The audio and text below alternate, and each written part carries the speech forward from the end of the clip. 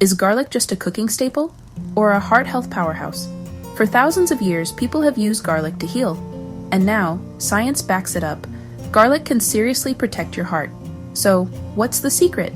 It all starts when you chop or crush garlic. That's when it releases allicin, the superstar compound behind all those heart benefits. Allicin has been shown to lower blood pressure, reduce cholesterol, and help arteries stay flexible. It's like a mini tune-up for your heart every single day. Here's what eating garlic daily can do for you. It can lower high blood pressure, decrease harmful LDL cholesterol, improve your circulation, reduce plaque buildup in your arteries, and even lower your risk of heart attack or stroke. Pretty powerful for something so simple, right? But here's the trick. Raw garlic is best. Once you chop it, let it sit for about 10 minutes to activate those healing compounds. Then, add it to honey, toss it into salad dressings, mash it on avocado toast, or stir it into soups. Even 1 clove a day could make a huge difference for your heart. A quick heads up, garlic supplements are out there, but not all deliver real allicin.